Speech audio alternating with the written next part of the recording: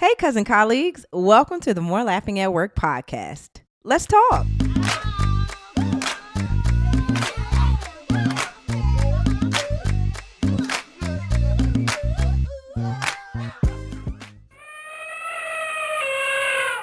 Is it just me? Or is that an elephant in the office?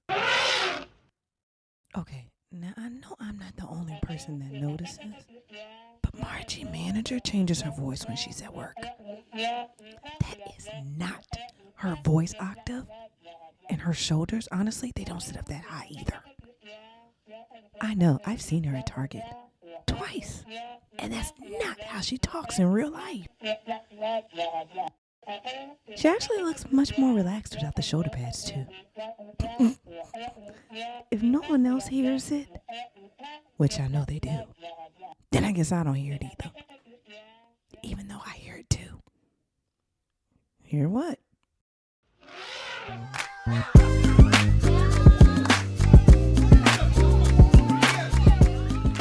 Hey, y'all. Hey. What's up, colleague, cousins, and coworker friends? I hope you're having a great day today. And if not, I am here to help make it a little bit better, okay? Welcome back to another episode of the More Laughing at Work podcast. My name is Allison Moore. I am a human resources professional by experience and education.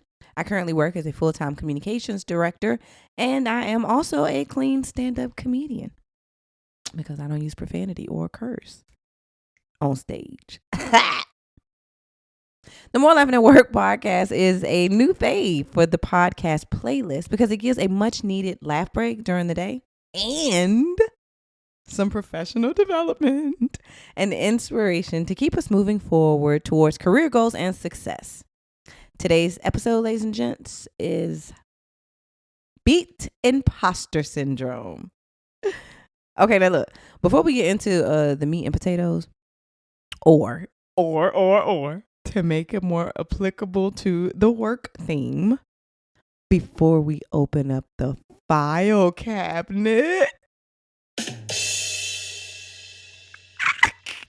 get it. Shout out to those of you who have listened to the first two episodes of the podcast. Thank you. And welcome. Hello. Nice to meet you to the first timers. I'm super grateful that you have decided to add a little more laughing. Add a little more. Hold it, wait. That's what the name is there on purpose. Hold it. I'm super grateful that you've decided to add some more laughing into your day. This podcast journey has been so challenging for me so far. And look, I ain't even published 5 episodes yet. I listened to my first 2 episodes and it almost took me a whole nother year to record this episode. Ugh. Now, don't get me wrong, okay? I'm confident that the material is valuable. Last week, I gave tips for those people who are interested in relocating, or maybe you just recently relocated for a job. Super helpful episode. Y'all, I laid the value on thick. You hear me? I even spilled the tea about what I wish I did before I took the daggone job and moved. I also talked about let me see what else. How to determine if the job offer is worth relocating or not, right? So I think it's some very good content. Can I just be real? I mean, that's what we do in the More Laughing community anyway. We're real, okay? I'm like, bruh, like I'm listening to these episodes, right, y'all, and I'm like, I need to spice it up. I mean, and I know that perfection comes with time and experience. It's only been 2 episodes, but still, I was discouraged. And particularly because, like, I want to be funnier. I mean, like, I need more funny. Like, dang, the podcast is named More Laughing at Work, right? I almost wish I didn't lead with that. Because, like, now the laughing part is expected. But, you know, like, wait, hold on. Let me pull over right here. Like, this makes me think of my friend who's also a comedian. His name is Mike. So, shout out to Mike, comedian Mike comedian. Shout out to comedian Mike Goodwin, Bowtie Comedy. This is, he's a phenomenal man, husband, father, I said that twice. Comedian and friend, right? Certainly a mentor in comedy to me. And so, like, he keeps his foot on my neck. Well, anywho, like, a lot of my ideas I'll pitch to him, and like, what you think about this? What you think about that? And he is always like, sounds good. Hold on, this my voice. Sounds good, but is it funny? He all the time, y'all. You got just. All I know is you better make it funny. When I was first telling him about this podcast, I'm like, it's going to be this professional development podcast named MooreLaughing at Work. Oh. And Mike was like, but is it funny? Yeah, I'm like, yeah. Well, like, but just wait. Just wait until we talk about like really interesting topics like dress code equity and navigating office politics, sexy stuff. And Mike's like, are you gonna make it funny? Yes. You sure? But honestly though, y'all, the thought of being funny on this podcast has been a big obstacle for me. I'm really struggling. Like my first 2 episodes, they were the proof. You know what I mean? They was cool and everything, but and so I've been talking about this with my closest, my friend group, like my circle of close friends. And I've literally said to them, and this is not new. I get on the cycle sometimes and I'm like, I don't even know how to be funny.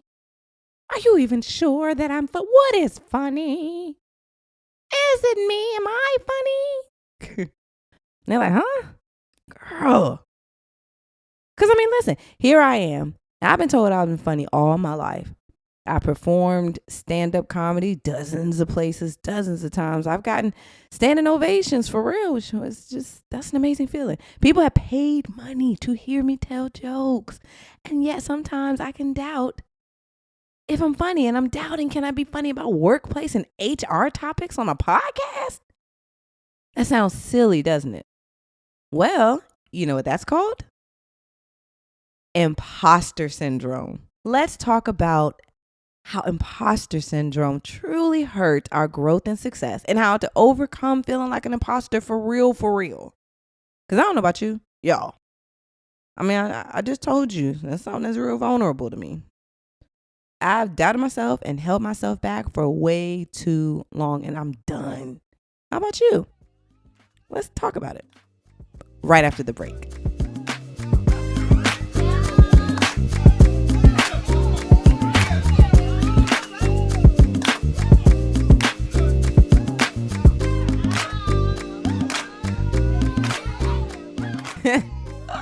Shout out to my cookout music.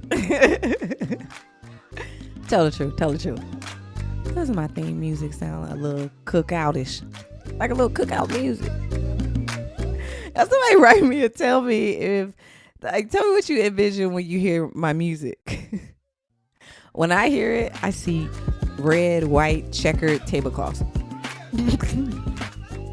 Yeah, look, it is what it is. Mosquitoes around, and it is definitely giving cookout music, especially this. I see food, drinks, good weather, cards, because you girl gotta play some cards. I love the bop. I'm dragging my own music, but I love it. It's a bop. I've had it for a few years now. It's cute. But I see cookout for sure. And Frankie, Beverly, and Maze. Right up next is Before I Let Go. It's a cookout. It's feel good. It's a break. But it's refreshing. I could totally go to this during the middle of the workday, right? Because I see my coworker colleagues and coworker friends.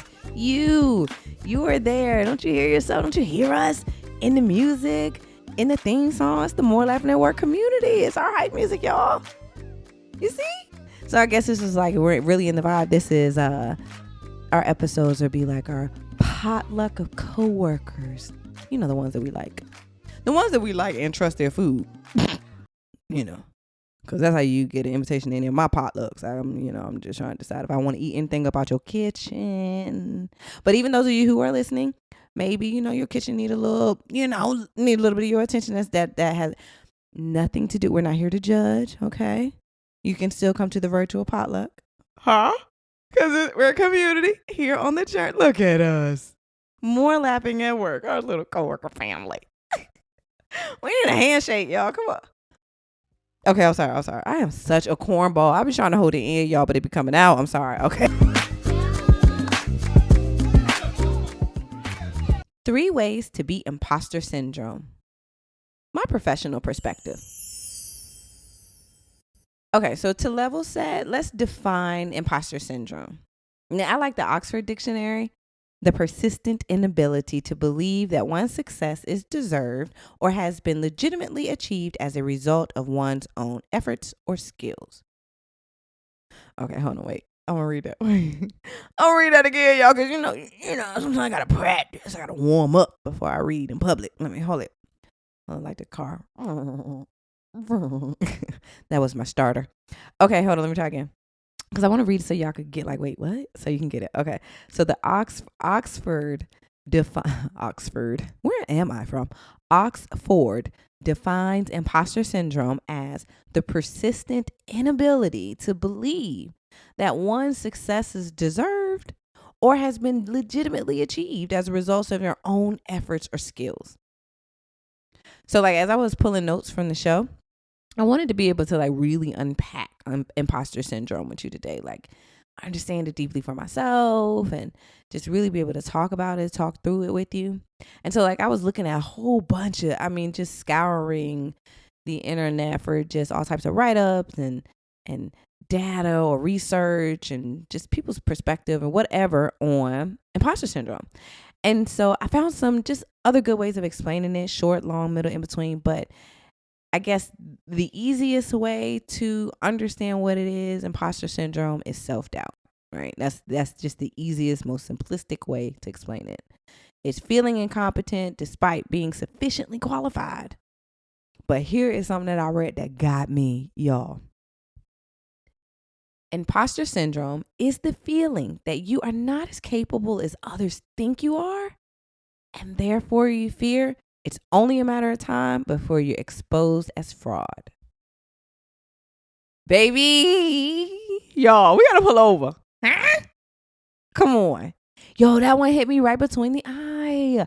I told y'all earlier, right, that I'm out here asking my own squad, am I funny? These are people that's been with me on this comedy journey for the last almost 10 years. I mean, we putting flyers of my little silly tail looking face on in windshields and stuff, getting cussed out by people because, we had to learn that that's not what people like. But whatever, I was trying to sell some shows.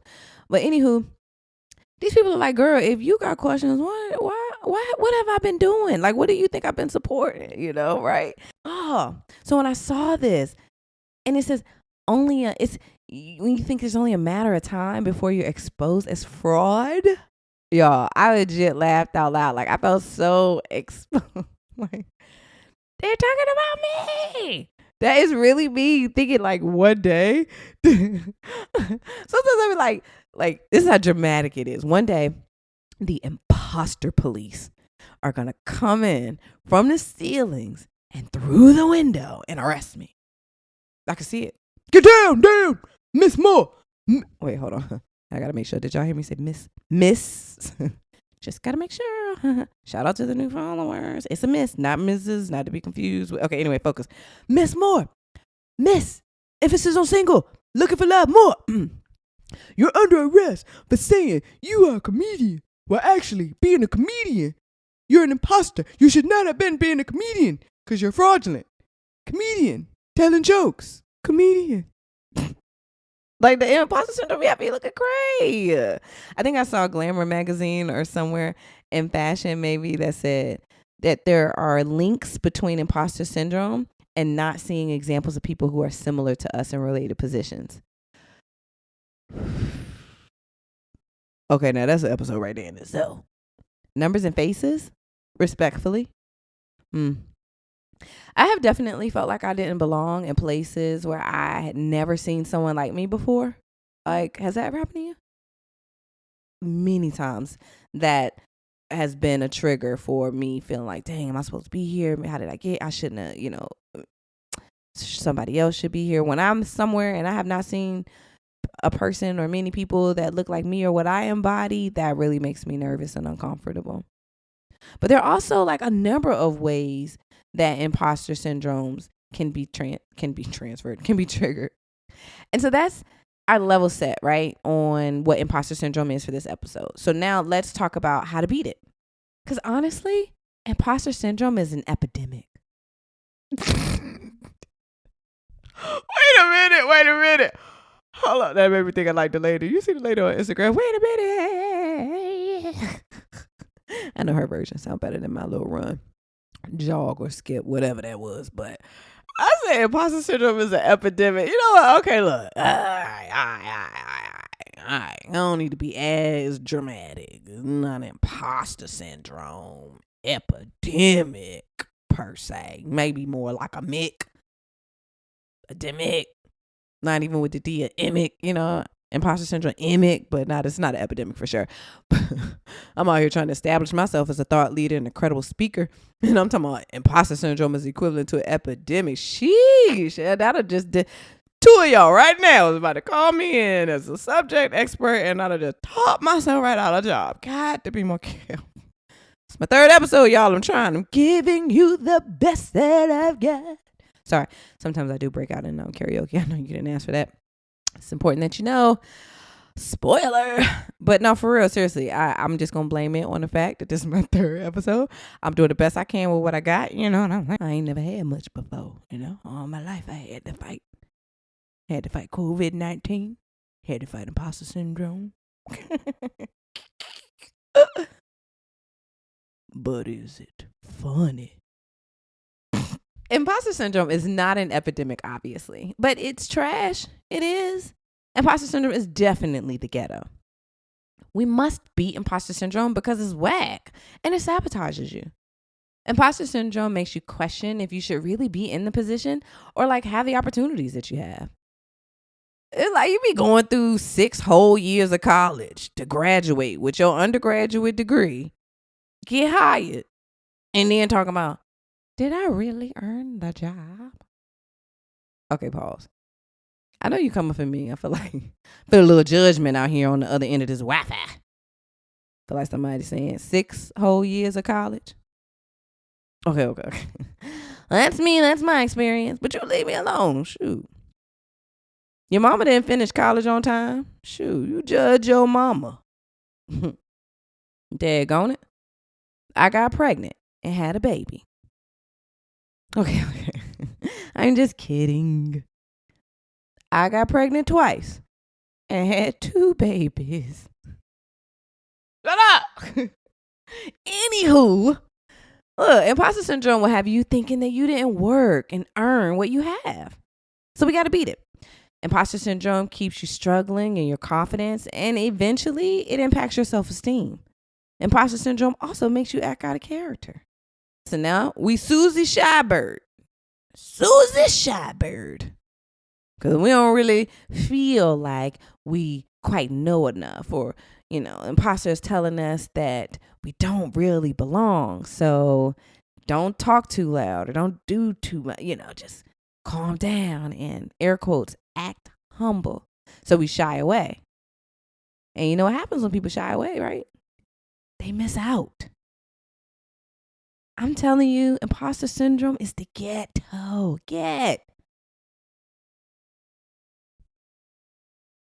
And if you're not excusing yourself from the action because you don't feel like you belong, then sometimes imposter syndrome will have you do the opposite, swinging the pendulum over, and now you're overdoing it. Doing too much. Doing absolutely, positively too dang much. And see, that'd be me. I'm the type that be doing unequivocally too much. Imposter syndrome had me out here trying to prove why I'm here, boy. People log in to the meeting a few minutes early. I'm sitting in there like, hey, good morning. I had a 3.89 GPA my freshman year of college. They're like, girl, that was 30 years ago.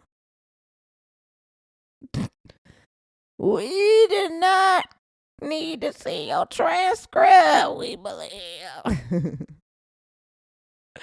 Imposter syndrome will have you out here doubting yourself. You know you the real deal. They have you looking externally and putting out an inauthentic version of you.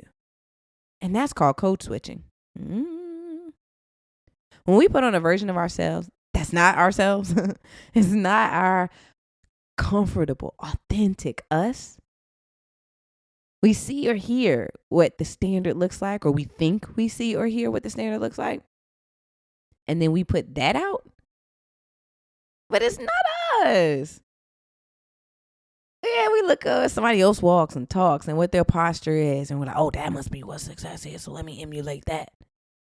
But that's not how we walk, talk, think, or work. And so now we're missing out on amazing opportunities, the ones that are perfectly fit for us. We're missing out on promotions, networking, money, exposure, because we didn't bring our real selves to work. So it's not our real selves that's being selected or looked for. Now, sometimes where we work fosters an environment that we will never be able to be our truest selves in. And there are way too many available jobs for you to be suffocated at work like that. We're not about to play this game in 2023. If you are not going to ever be able to be your true self in this environment, I was listening to one of my favorite podcasts for Marketplace. I listened to the Marketplace this morning, just talking about unemployment rates. Baby, there's opportunities out here for you. You can, if you don't feel like, if you're not ready to be your 100%th truest self, you surely could be closer to 75, 80. Okay. But if you're imposter syndrome, not talking about those toxic work environments, it's just never going to work. I'm not talking about those. If your imposter syndrome is like not there because of, your work environment or your leadership, but your imposter syndrome is triggered internally because of maybe like your own stuff, your own inner stuff, then I recommend therapy. Yeah, girl, you got to go talk to somebody. Get somebody else to do it.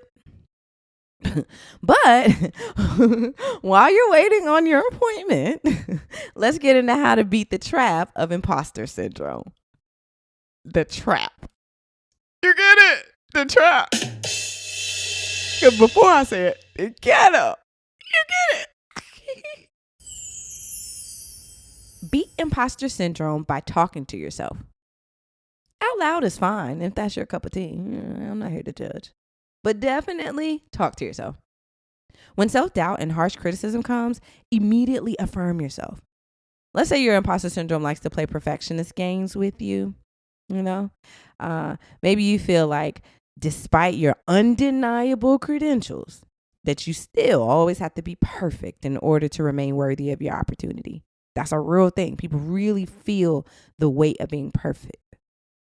So then when you do something, and let's say you hit a 90% mark instead of your 100% goal, and you like harsh, incredibly harsh, and ready to punish yourself. Well, you beat this cycle by talking to yourself as the imposter speaks. As soon as the imposter says, you only got 90% of your high standards, you shouldn't be up here with them. Then you need to say, my high standards are what got me here.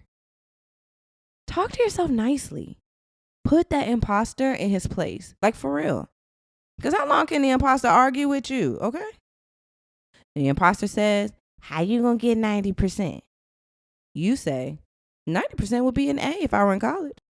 You see, because you got to be nice and empathetic to yourself.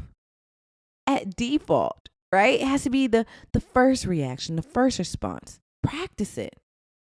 Because you are already a cut above the rest. Another way to beat imposter syndrome is by taking a walk down memory lane. Remind yourself of your accomplishments and past history. I remember a season in my life that my professional confidence was very low.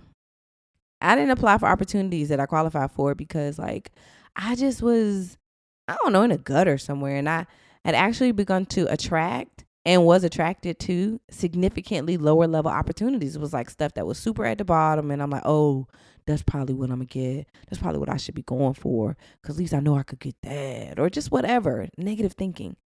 And at some point during this time, I had like moved, and I had moved, but it took me a while to unpack. And so finally, I got to all these boxes that had my degrees in them. And so, I love is what's happening right here. But outside of the second language I'm talking, what I'm trying to say is I love sharing that I'm a proud graduate of Norfolk State University. I got a bachelor's in business, also George Washington University. I have a master's in education and human development and HR management. And so, as you can imagine, I start unpacking these degrees, you know what I'm saying? And it boosted my confidence. I'm sitting there and I get to this box. I'm like, oh yeah.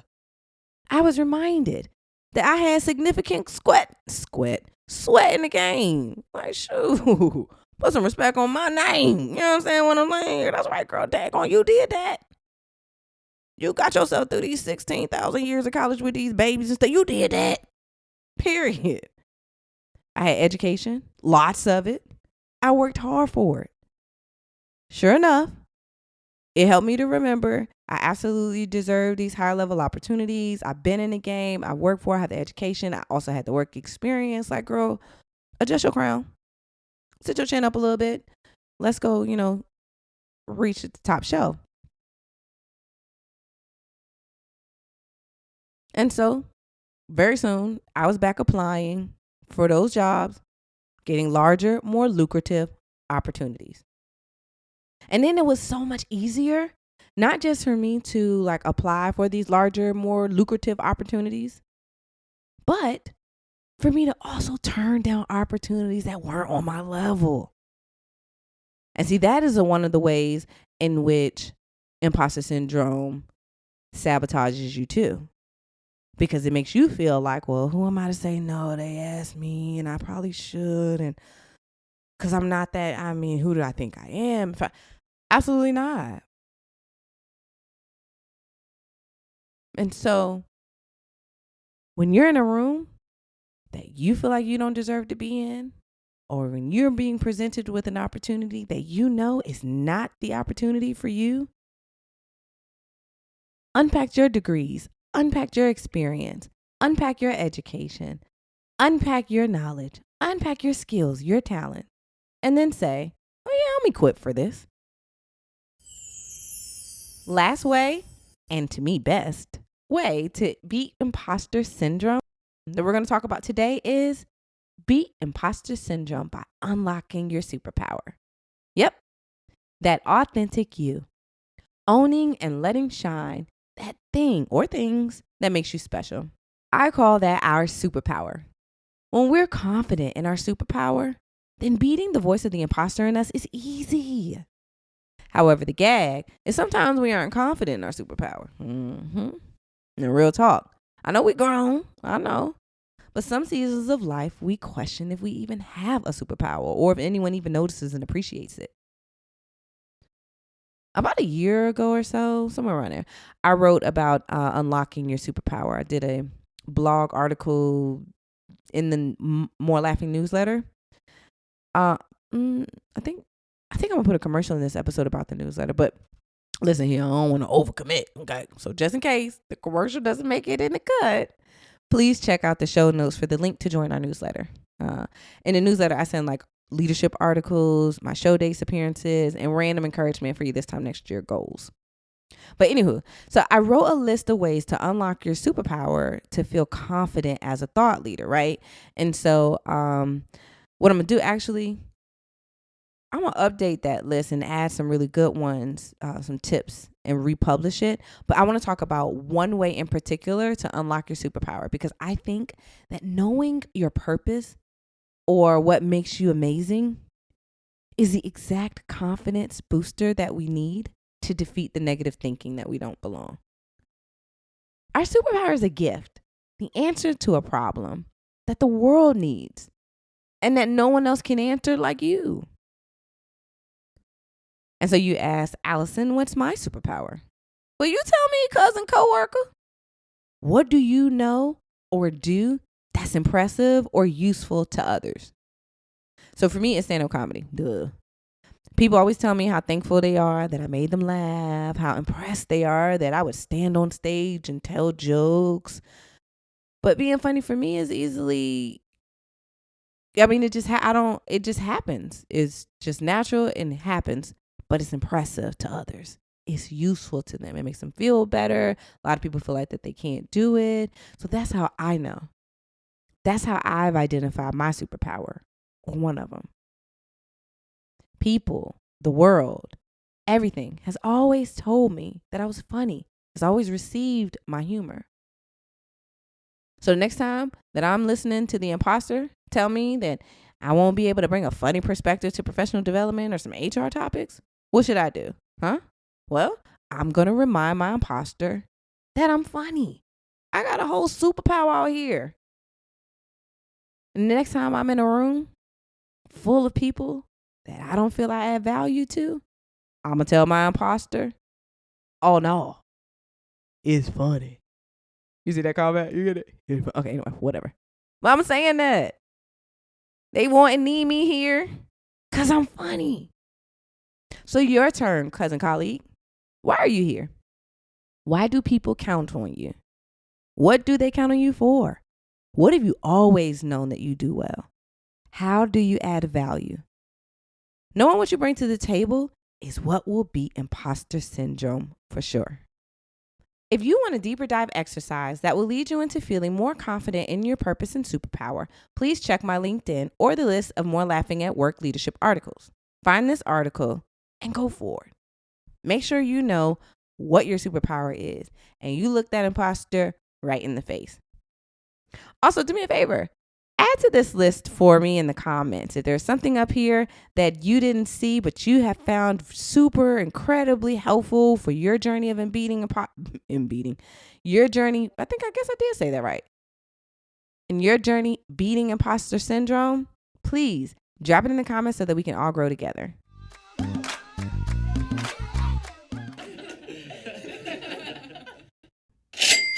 More laughing about budgets, please. It's time to talk about money. Let's talk about budgeting. That part of the money. I don't know what that is. Okay, sorry. Sometimes that character comes out like a lot of times. I'm sure that person's going to visit every episode. Anywho, I'm obsessed. I'm obsessed with budgeting. And I feel like I can say obsessed. I know it's like a trend in a way. You're like, oh my God, I'm obsessed. I'm obsessed. I love your lipstick. I'm obsessed. Your shoes. I'm obsessed. No, for real, seriously. I am obsessed with budgeting right now. And I can say that because I did an entire production, like a short on the topic. The backstory for this. Because I got, what I'm saying? I'm working through my imposter syndrome. I'm trying to prove to y'all why I'm upset. I'm trying to prove to you why I am obsessed. You did not ask for this, but just follow me. All right. So I created this financial management comedy sketch. It's named Funny Money Family. And I play these 6 different characters of like women in a family. So there are 6 different people. I play these characters, all ages from 70 years old to 7. Okay. So it's pretty funny. It's like their characters on a journey to financial freedom and growing their financial management, etc. All right. So anyway, one episode, they got this one character's their crazy cousin in the family. Her name is Cousin Red Robin.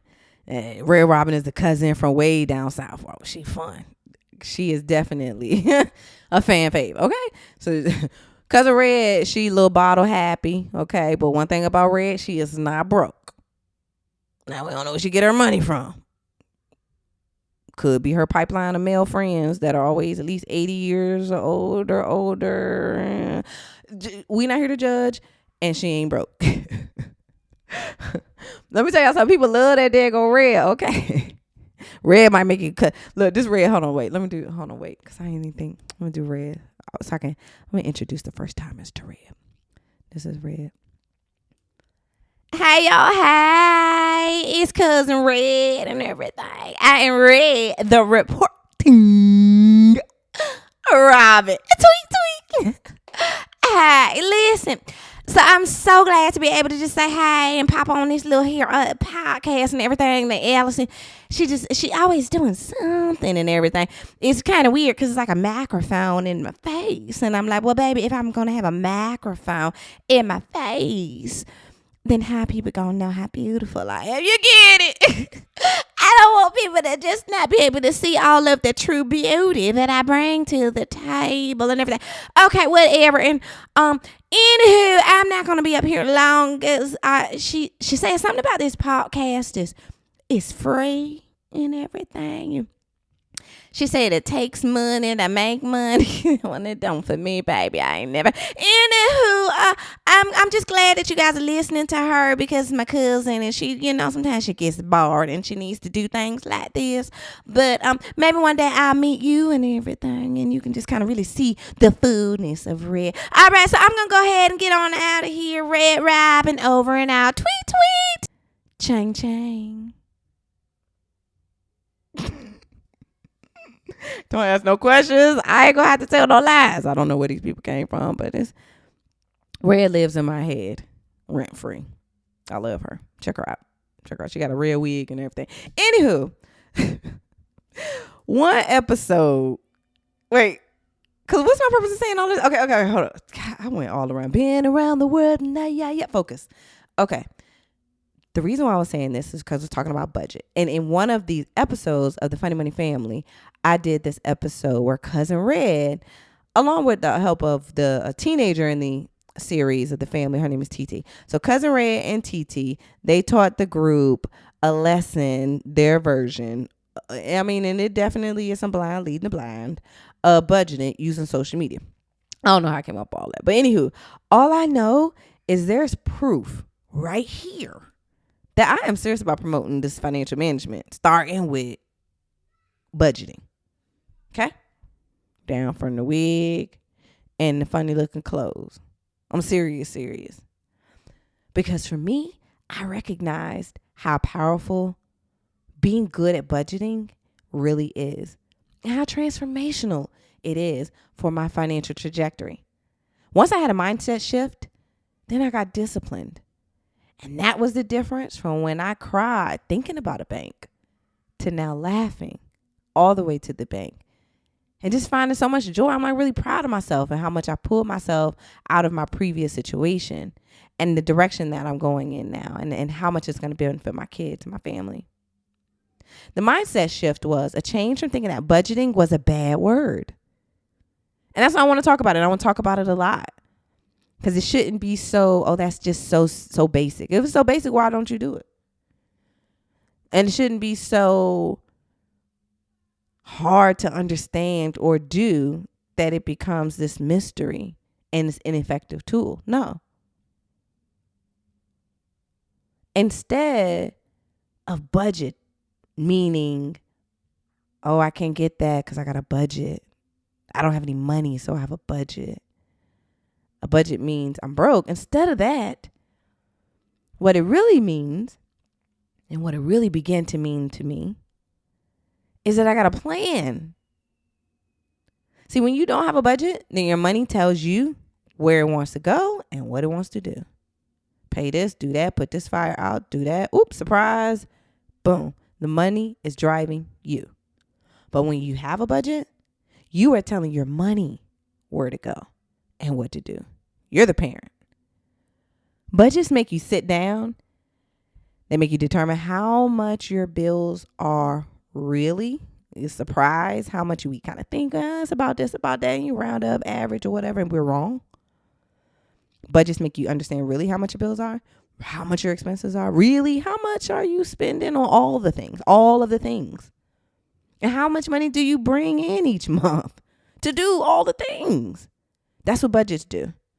And see, then once you know what you're working with, then you skip to the good part. You begin to set goals and move yourself forward. So like a budget says, like after you pay all your bills, your expenses, you buy all the things, your budget then talks to you. It's like, okay, look, you got $250 pretty much left over every month. And I heard you say on the phone to your home girl that you wanted to buy a house one day. If you say the $250 a month, that's like what, $3,000 a year, and there are definitely programs where $3,000 will be enough for a down payment. So let's start saving this extra $250 so we can jump in the game when the market turns around. Those are kind of conversations that budgets are, that they have. Having a budget means being accountable and tracking your money each month so that the budget can keep talking to you. You keep talking to it. Then your budget says, whoop, whoop, look at here. We've been watching this. We've been putting this $250 to the side, and I realize you not only have $250 free, it's a little bit more money in here that you can squeeze out of this. You cut off these 6 subscriptions. You don't really use those. Now that we paying attention and we see how many are there, then you could take these paperless statements, the discounts for those, because we paying attention every month. So we could set up some automation. They can email us some stuff. We could knock things down right there. What else? Budget tells you, hey, let's negotiate the phone service. It's been a while. I saw a commercial, you save $30, $40. A budget, it suggests you maybe that you could trim, not cut out, but just trim some of what you're spending each week on coffee, right? Now your budget done told you here is an extra $130 in addition to the $220, in addition to the $250. So now you commit that extra $130 to the $250. Maybe you say, oh, well, you know what? Since I'm saving for this house, actually, I want to get my credit score as high as possible by the time I'm ready to buy. The market turns. I'll have a little bit in the bank. I can use this next year to boost my credit score. So this extra $130, why don't I use that now to start addressing the things on my credit report? That's what a budget does.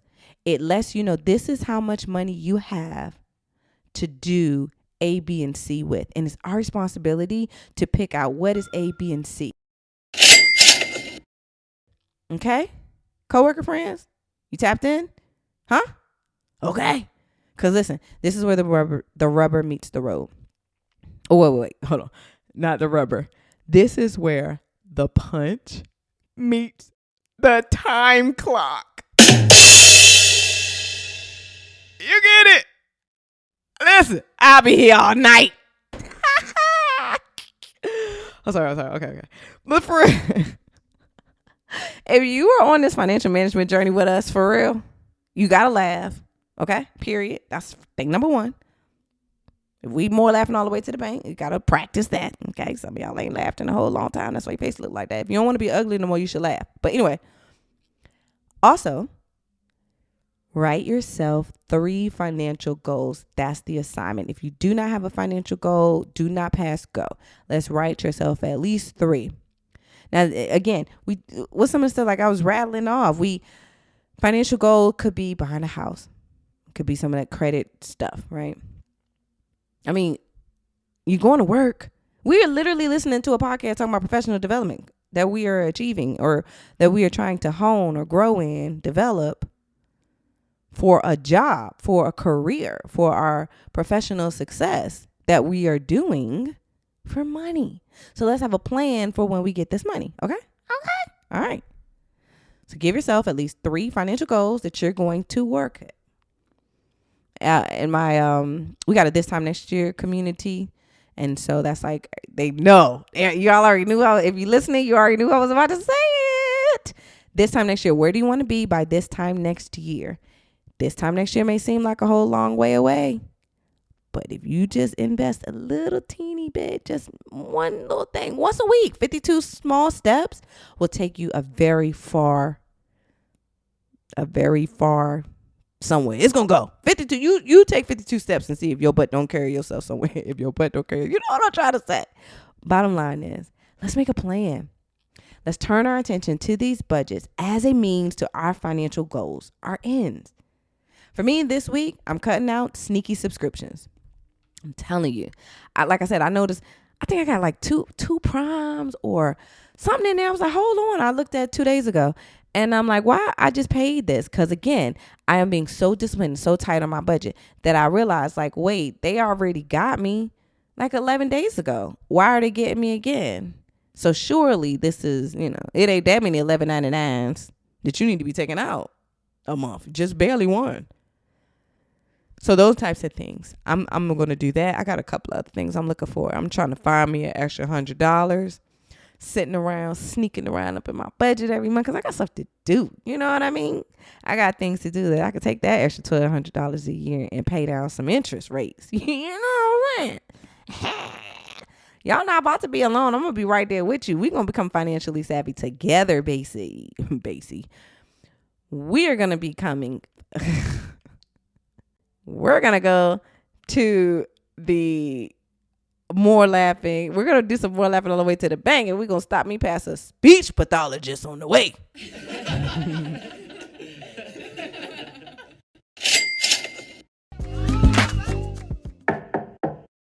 All right, come on in, close the door. If you ever wanted to ask your favorite HR lady a question, one that's off the record, now is your chance. What are you going through at work? What's the tea? How can I help? Ask Allison, that's me, for off-the-record advice for work and get a hilarious and real, because I'm going to be real, off-the-record answer. Email your questions to MooreLaughing@gmail.com and they may be read on the show.